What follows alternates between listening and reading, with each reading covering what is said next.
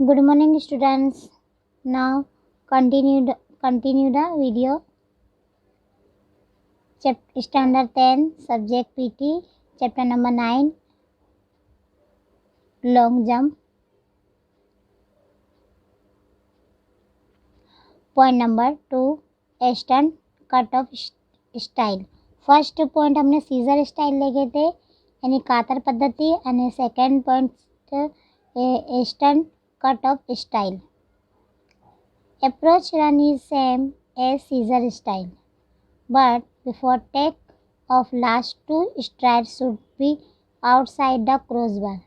Lift the body with the help of swing of free leg. Lifting ability to take off leg and swing of both the arms. While going over the crossbar, athlete will turn the body towards the approach run so that heel of take off leg, knee, hip and buttock of this side remain near the crossbar. From this position bends towards the pit and brings take off leg downward quickly so that waist will bend towards the crossbar and landing will be done on take off leg. While landing, keep both arms upward so that they do not touch the crossbar. This style is also not very useful for clearing more height. Eastern cut off style जो आहे ये कातर पद्धतीने scissor style जेम scissor style जैसी है लेकिन थोड़ी सी अलग है, परंतु टेक पहला छेल्ला बे कदम टेक बाजू बाहर मुकी टेक लेवी यानी जैसे सीजर स्टाइल में होता है तो इसमें टेक लेने के पहले 2 कदम जो है बाहर लेना पड़ता है.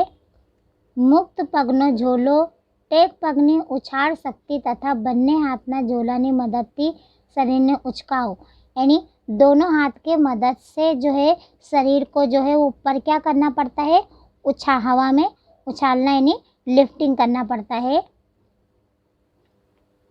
વાંસ ઉપર જતા ખિલાડી શરીર આગમદોડ માર્ગ તરફ ઘુમાવશે જેવી વાંસ પર ટેક પગની એડી ઘૂંટણ તે બાજુના નિતંબ અને થાપો વાંસની નજીક નમેલા રહે.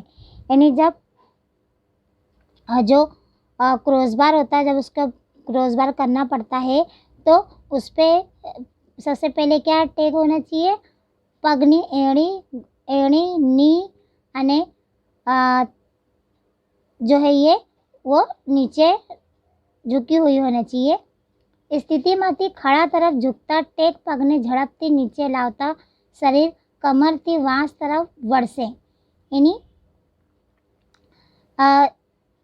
जब खड्डे यानी पीठ यानी खाड़े के तरफ जब झुकना होता है तो शरीर जो है कमर की तरफ से जो है वो नीचे वळांक लेता है यानी वो लैंडिंग होता है. While landing keep the arms तथा ટેક પગ ઉતરણ થશે. ઉતરણ વખતે બંને હાથને ઉપર રાખવા જેથી વાંસને અડકો નહીં. यानी लैंडिंग करते वक्त जो है दोनों हाथ जो है ऊपर रखने का ताकि वो ज़मीन में टच ना हो.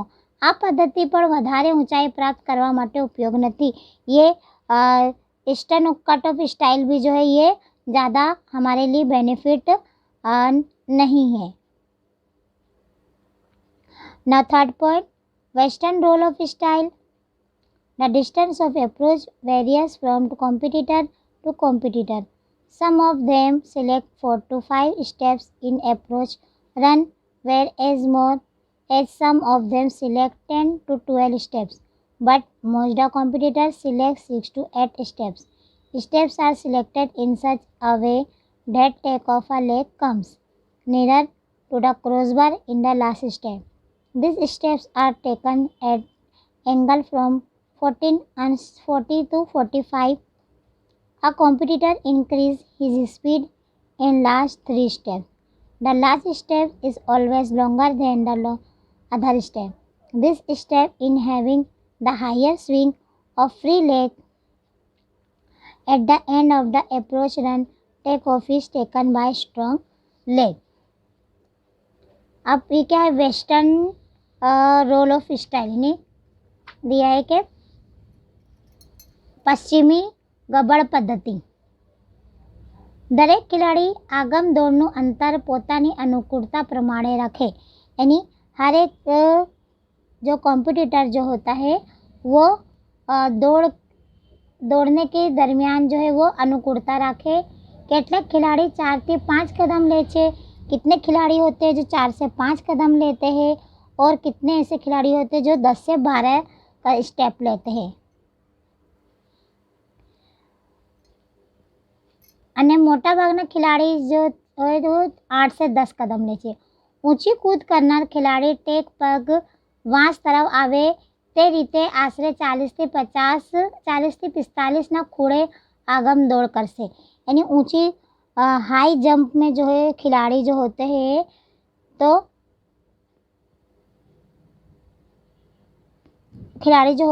वो क्रॉस बार करने के लिए जो लास्ट स्टेप जो रहता है तो वो आश्रय जो है वो कितना 40 से 45 अंश रहता है.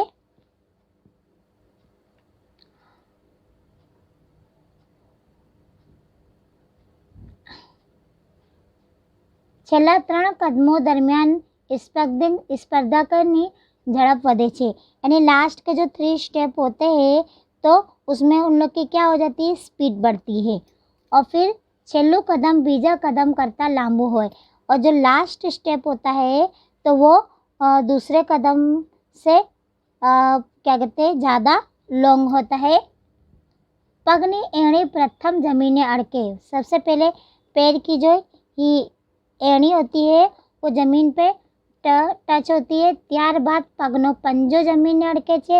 उसके बाद जो है टॉय होता है वो टच होता है.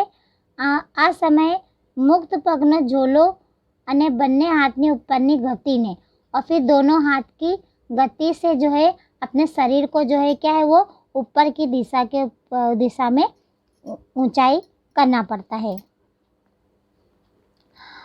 Since last step remains longer, the heel of take of leg first touches the ground, then the toes of the leg touch the ground. At this moment, the upward swing of the free leg helps the body to be lifted in the upward perpendicular motion. વાંસ પર કરતી વખતે ખેલાડીના વાંસ ઉપરની સ્થિતિ tech પગ બાજુના પડખે સુવાની આવશે. આ સ્થિતિમાં ટેક પગ એવી રીતે વળેલા રહેશે કે જેથી ટેક પગ ઘૂંટણ અને કમર જમીન અથવા આડા વાંસને समांतर રહેશે. यानी जब टेक क्रॉस बार लेना पड़ता है तो इस तरह से जो नी होता है और जो कमर होता है तो वो ज़मीन की तरफ जो है वो झुका हुआ रहता है. જ્યારે મુક્ત પગ ઘૂંટણમાંથી સીધો અને જમીન समांतर રહે છે. यानी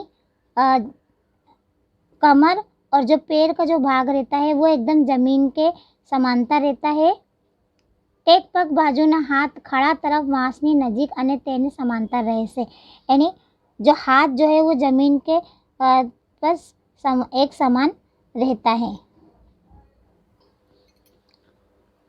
After take off, the body passes over the crossbar. While crossing, strong leg will be bent from the knee and right side waist. The knee of the right leg and its thigh will be facing crossbar. Free leg will be straight and shall remain parallel to the crossbar. Thus, the body shall remain in the sleeping position on the left side. Landing will be done to take off leg and both the arms. During the landing, players will be bent nearest joints while take off leg and both hands will touch the ground. In this style, less part of the body falls between the center of gravity and crossbar over the crossbar, so better heighted is cleared than the scissor and stern of cut style. પશ્ચિમે ગબડ પદ્ધતિ વાંસ ઉપરથી શરીરનો ગુરુત્વ મધ્યબિંદુ અને વાંસ વચ્ચે શરીરનો પ્રમાણમાં ઓછો ભાગ આવતો હોવાથી કતાર પદ્ધતિ તથા પૂર્ય કાપ પદ્ધતિ કરતાં થોડું વધારે ઊંચું કૂદી શકાય। એની जो ये वेस्टर्न रोल ऑफ स्टाइल जो है ये सीजर स्टाइल्स और सीजर स्टाइल और वेस्टर्न कट ऑफ स्टाइल से क्या कहते हैं, ये पद्धति जो है थोड़ी इससे जो है थोड़ा ज़्यादा बेस्ट है। इससे ऊंची कूद अच्छी हो सकती है ये स्टाइल से। नाउ 4th पॉइंट, स्टाडल स्टाइल यानी पलड़ पद्धति। In this style the athlete completes the running distance in 7 to 9 stride. He takes the stride from an angle of 30 ounce to 40 ounce in such a way that his takeoff foot comes near the crossbar. During the last 3 strides, the athlete increases in his running speed. The last stride is longer compared to other strides. Then athlete places the heel of his stronger foot almost at right angle the crossbar near it. During the takeoff action, the heel of the foot touches the ground first and then only his toes touch the ground. The takeoff leg is bent slightly and is given an upward swing. આ પદ્ધતિમાં મોટાભાગના ખિલાડી आगम दौड़ માટે यानी इस style में जो है खिलाड़ी आगे की दौड़ के लिए 7 से 9 यानी 7 से 9 कदम बहुत स्पीड में लेता है। પોતાનું અંતર પૂરું यानी बहुत स्पीड में लेके जो है वो अपना डिस्टेंस जो है वो कंप्लीट करता है।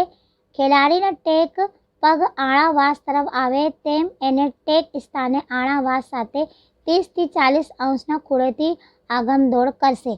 यानी उसका टेक पग जो है वो वांस के करीब आवे, इसके लिए जो है वो 30 से 40 अंश के जो पीठ होता है, खाड़ा होता है, उसके कोने से वो भागना स्टार्ट करता है।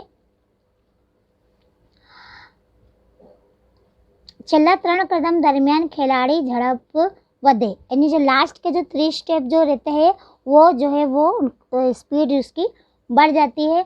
અને છેલ્લું कदम बीजू कदम करता प्रमाण में लांबू है और जो लास्ट कदम जो है वो सेकेंड स्टेप से जो है वो ज़्यादा बड़ा होता है। इससे पहले की जो ईस्टर्न रोल ऑफ स्टाइल थी उसमें भी ऐसे ही पद्धति थी। सामान्य रीते पग ठेक वासनी नजीकથી કરવામાં આવે છે। यानी स्टाडल स्टाइल में जो है वहाँ यानी क्रॉस बार जो है एकदम करीब से करना पड़ता है।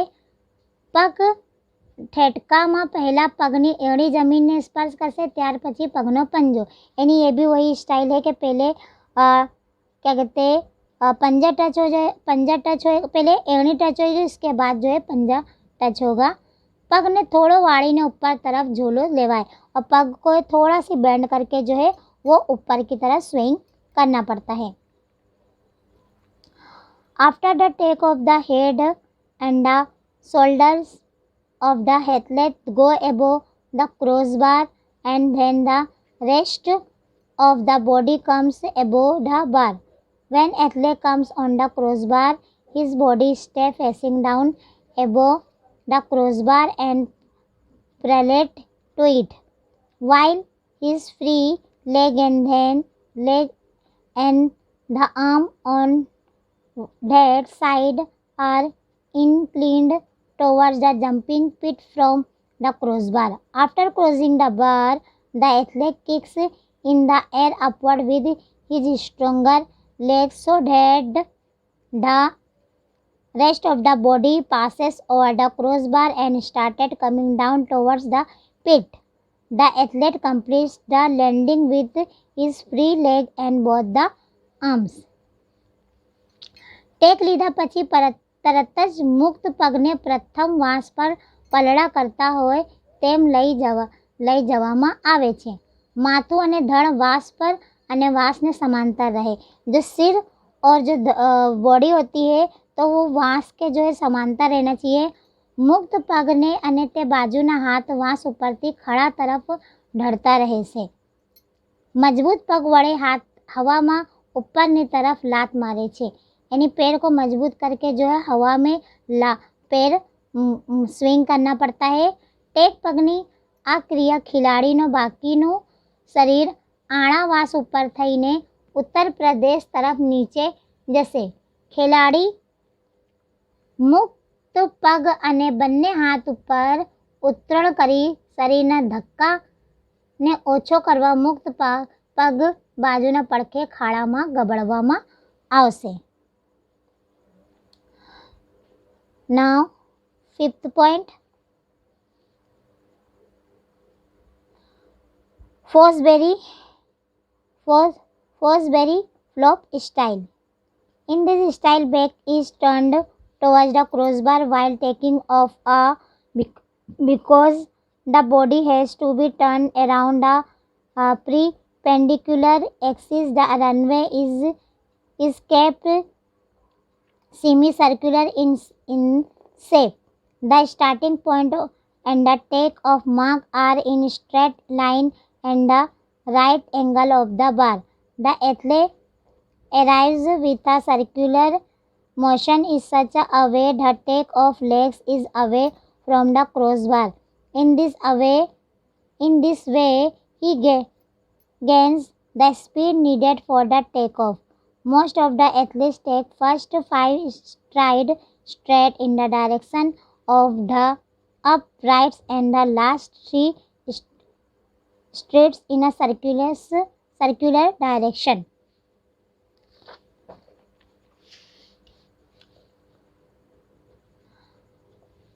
ફોસબેરી પદ્ધતિ में जो है ફોસબેરી फ्लॉप पद्धति, आ पद्धति में पग टेक लेता वास तरफ खिलाड़ी ने पीठ आवती होवाती तथा शरीर ने ऊभी धारी पर फेरवानुं होवाती आगम दौड़ अर्धवर्तुळ राखवामां आवे छे।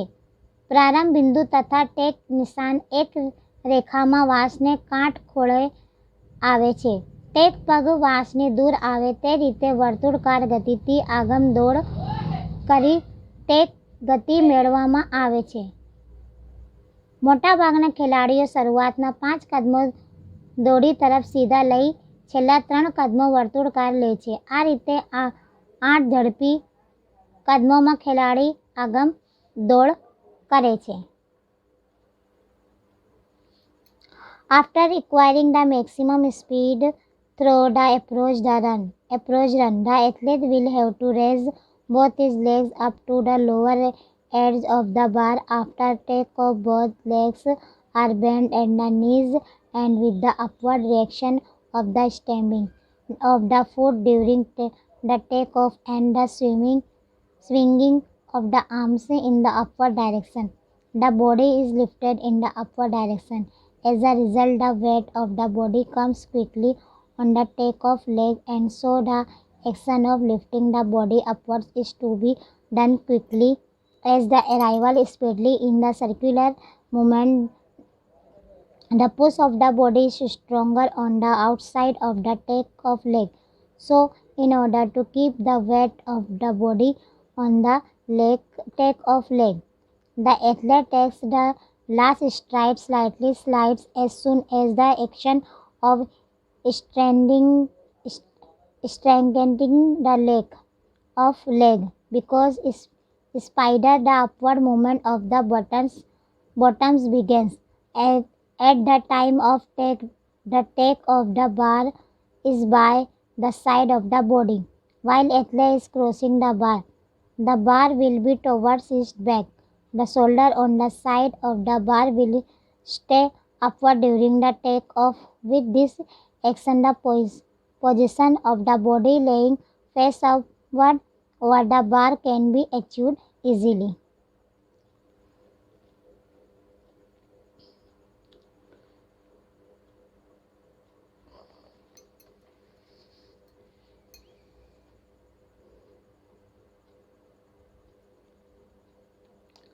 આગમ દોડ દ્વારા વધુ ગતિ મેળવી પગ ટેક લીધા બાદ બંને પગના ઘૂંટણીઓ ટેક પગની ઉછાળ શક્તિ તથા બંને હાથ પગ તરફના ઝોલાથી શરીરને ઉપરની દિશામાં ઉચકાવવામાં આવે છે. આગમ દોડમાં છેલ્લું કદમ લાંબુ લેવાતું નથી, જેથી શરીરનું વજન ટેક ઉપર ઝડપથી આવી જાય છે. તેથી શરીરને ઉપર લઈ જવાની ક્રિયા ઝડપથી કરવી પડે છે. ટેક પગને સીધા કરવાની ક્રિયા જેવી ઝડપી થાય તે તરત જ પાયાની ગતિ ઉપર શરૂ થાય છે. પગ ટેક લેતો સમયે વાંસ ખેલાડીના શરીરની બાજુમાં હોય છે, પણ વાંસ પ્રસાર કરતા સમયે વાંસ પીઠ તરફ આવશે. વાંસ તરફનો ખેલાડીનો ખભો ટેક દરમિયાન ઊંચા જ રહેશે, જેથી વાંસ ઉપર શરીરનો કાટખૂણે चत्ता सोने स्थिति में सुगमता थसे। फोसबेरी स्टाइल जो है थोड़ी सी वो अलग है, जैसे कि हर स्टेप में ऐसा बताया था आगे के स्टेप में कि जो ये जो है ज़्यादा स्पीड में ये नहीं कर सकते, जो लास्ट कदम होता है वो बहुत ज़्यादा स्पीड में नहीं कर सकते। और इसमें जो है क्या कहते हैं जो क्रॉस बार करने का रहता है, तो उसमें जो बॉडी जो है ना, बॉडी का जो स्टाइल है जो एकदम फ्लैट हो जाता है, यानी एकदम जैसे लेट जाना होता है, इस तरह का ये फोसबेरी स्टाइल होता है।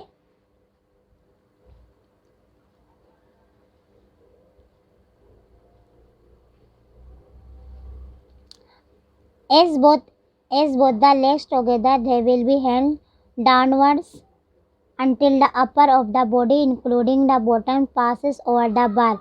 As bottoms are pushed upward, the position of the shoulders and the movement of the legs crossing the bar become easy. As long as the bottom do not clear the bar, the arms will remain close the body. But as soon as the bar is cleared, the arms is strengthened on the sides. As soon as the buttons clear the bar, the knees are lifted towards the chest. After crossing the bar, the legs are straightened the upward direction, as result of which circular motion at take back is read or in the body kisses and landing becomes possible on the shoulders and the back. The positions look like halsan or keeping legs forward in sleeping position.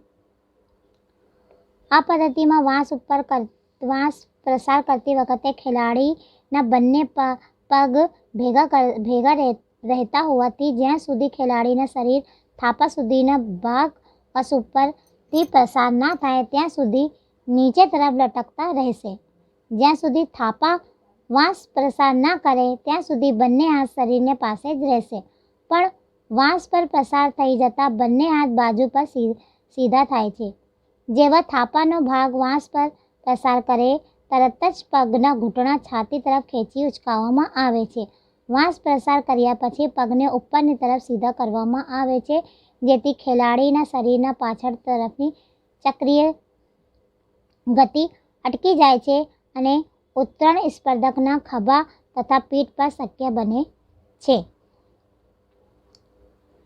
In present time in national and international competition, most of the athletes use the Fosbury flop style to clear the maximum highest Fosbury flop in the best scientific method. ઉત્તરણમાં ખેલાડીના ખભા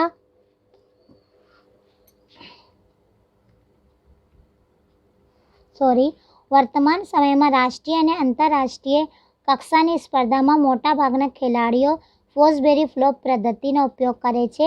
વધુ ઊંચાઈએ કૂદવા માટે સર્વશ્રેષ્ઠ વૈજ્ઞાનિક પદ્ધતિ ફોસબેરી flop પદ્ધતિ છે.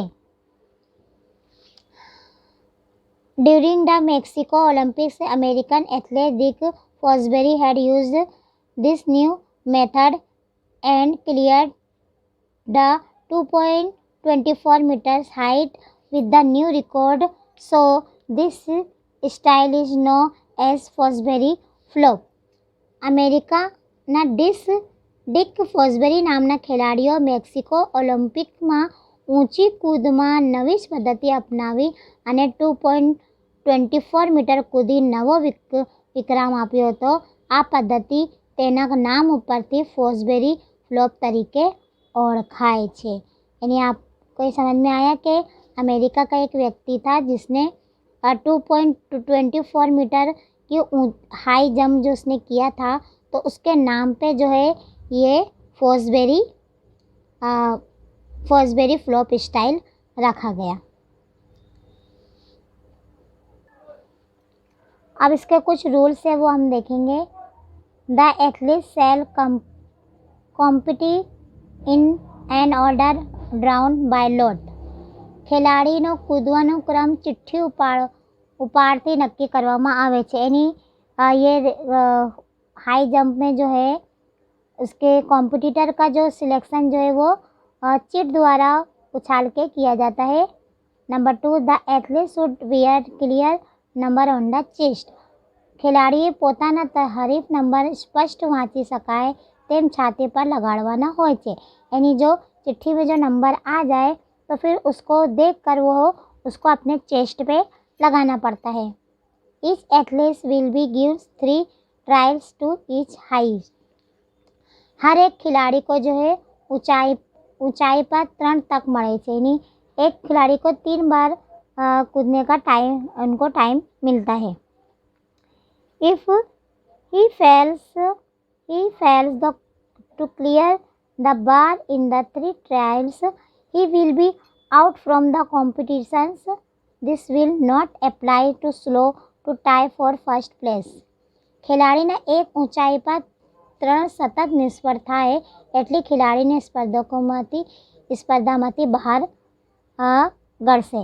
यानी अगर 3 बार उनको समय दिया जाता है, अगर 3 बार में से अगर एक बार भी अगर उन्हें क्रॉस बार नहीं किया जाता है तो फिर उनको उस गेम से जो है क्या कर दिया जाता है, आउट कर दिया जाता है। Number 5, the rate of increasing the height of the cross bar should not be less than 2 centimetre. આણાવાસ અને ક્રોસ બારની ઊંચાઈ વધારવાનું દર 2 સેન્ટીમીટર કરતાં ઓછું હોવા જોઈએ नहीं। यानी क्रॉस बार की जो ऊंचाई होती है वो 2 सेंटीमीटर से ज़्यादा नहीं होनी चाहिए। In high jump a competitor must take off the with 1 leg only. High jump यानी ऊंची कूद के लिए जो खिलाड़ी को एक पैर को ही टेक करके हाई जंप करना पड़ता है। The trial of athlete shall be failure in the following.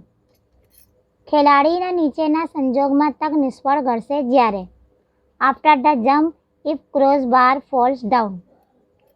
कूद लीधा પછી આણો વાસ તેના ટેકા ઉપરથી પડી જાય। यानी क्रॉस बार करने के टाइम पे जो है जो वास जो है वो कूद लीधा પછી આણો વાસ તેના ટેકા ઉપરથી लिया जाए। यानी टेका जो है क्रॉस बार पे लिया जाएगा तो उसको क्या है, फेल हो जाएगा वो। If before clearing the crossbar any part of the body cross the imaginary line between the 2 uprights in level with the take off line and after the jump touches any parts inside the pit including the landing area. If athlete does not take his trial within 2 minutes after the judge call.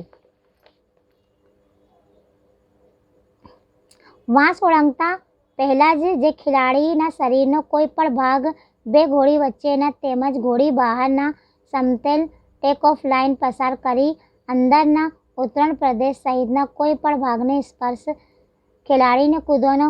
यानी cross bar करते समय जो है अगर खिलाड़ी की जो body जो है अगर वो टच हो जाता है तो क्या उसको गेम से आउट कर दिया जाता है, यानी फेल हो जाता है वो। और ખેલાડીનો કૂદવાનો ક્રમ આવે ત્યારે 5 કોલ થયા બાદ 2 मिनटનો પોતાની તક ना ले तो यानी जब कॉम्पिटिटर का जो है उसका नंबर आने के बाद जो है 5 कॉल के बाद 2 मिनट के बाद जो है उसको जज कॉल नहीं दिया जाता है। Number 8, a competitor can start jumping eight any height in announced by the chief जज।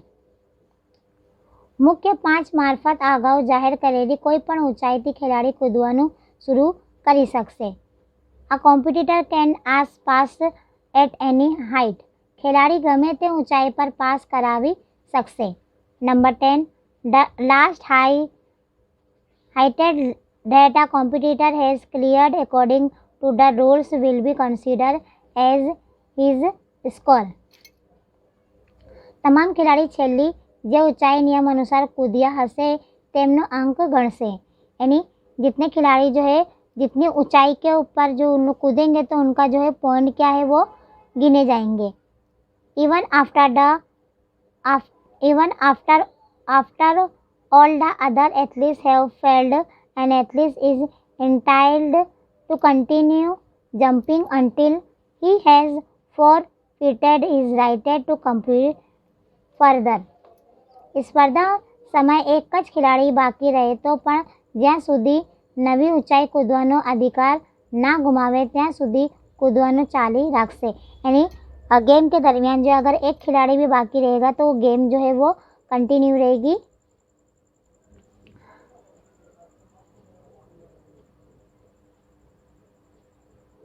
After an athlete has won the competition, is highest height to which bar is raised shall be decided by athlete in consultation with the relevant judge of referee.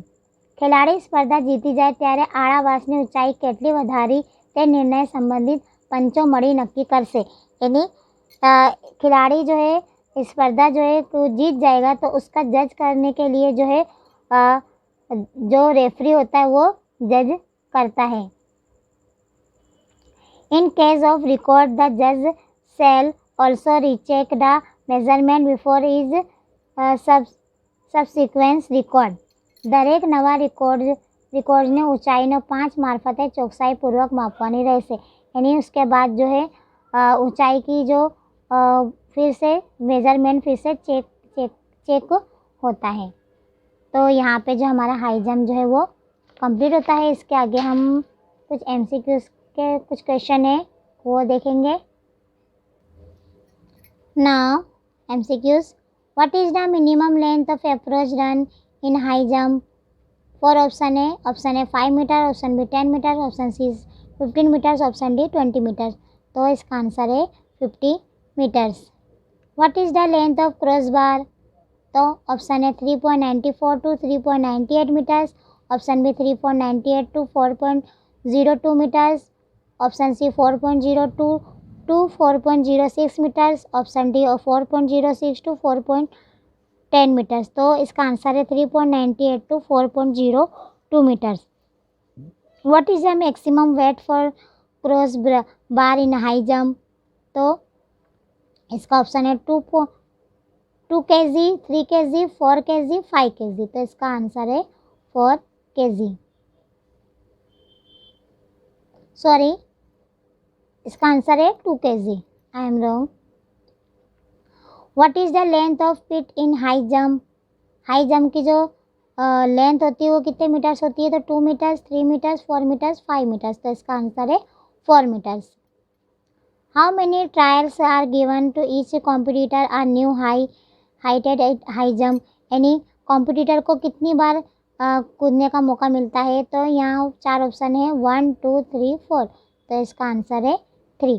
तो यहाँ पे जो है हमारा high jump lesson जो है वो complete होता है। Okay, bye.